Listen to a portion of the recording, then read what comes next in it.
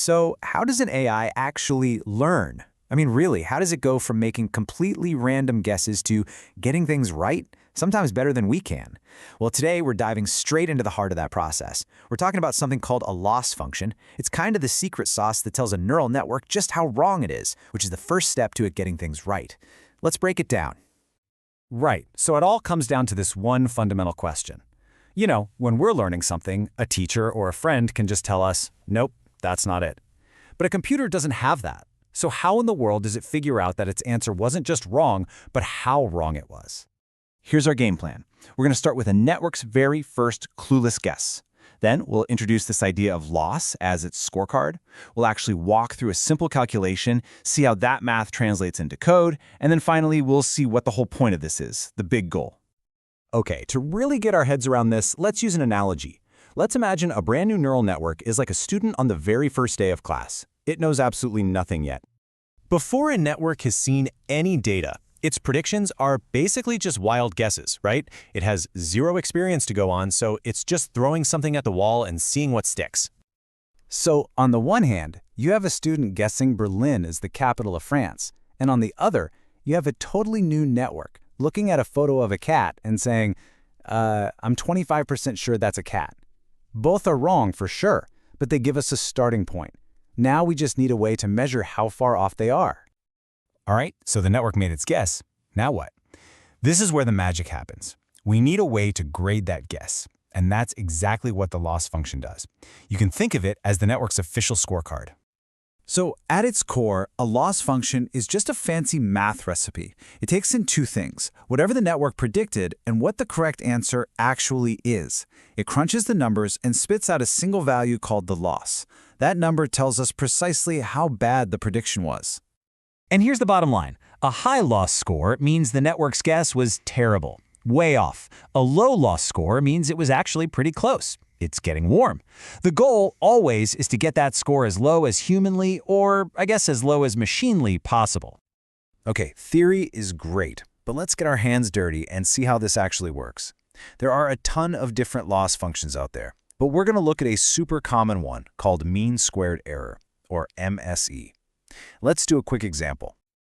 All right, for our little experiment, let's just say the perfect 100% correct answer is the number 1.0. That's our target, our ground truth. And here comes our network. On its very first try, it predicts 0.8. Hey, not too shabby. It's close, but it's not perfect. So now let's calculate the loss. Step 1 is super easy. We just find the difference between the right answer and the guess. So 1.0 minus 0.8, that leaves us with an error of 0.2. Simple enough. Now, here's the clever part of mean squared error. We square that difference.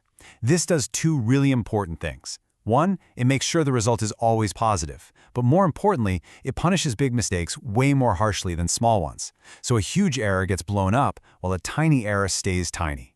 In our case, our small error of 0.2 becomes an even smaller 0.04. So, if we zoom out and look at the whole process for a bunch of predictions, it's just these three steps over and over again. You find the difference for every single guess, you square all of them, and then you just find the average, the mean of all those squared differences. And there you have it, mean squared error. So that's the math, and it might seem a little abstract, I know. But this is where it all clicks. This is the aha moment, because you're about to see how all that theory gets boiled down into something incredibly simple.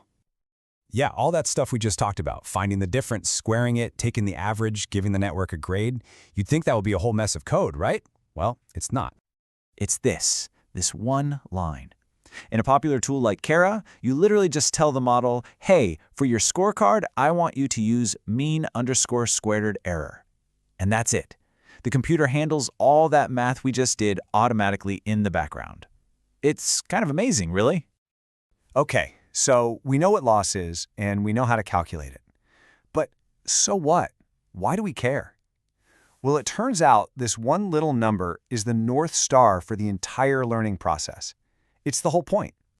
The entire game when you're training an AI model is this endless loop. Make a guess, calculate how bad it was using the loss function, and then tweak the network's internal wiring just a little bit to try and get a lower score on the next try. You just do that thousands or even millions of times. And this is exactly what it looks like in practice. On attempt number 1, the loss is through the roof. The network is clueless. But as it keeps training, attempt after attempt, you see that score just plummet. The loss gets smaller and smaller, which means its predictions are getting better and better. This is what learning looks like for a machine. So let's quickly recap the key ideas here.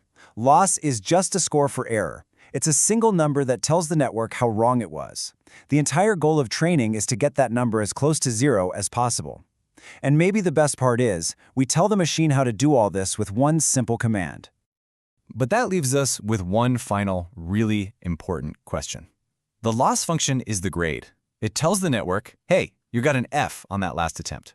But it doesn't tell the network how to fix its mistake. It doesn't tell the student what to study to get an A next time. So, what does?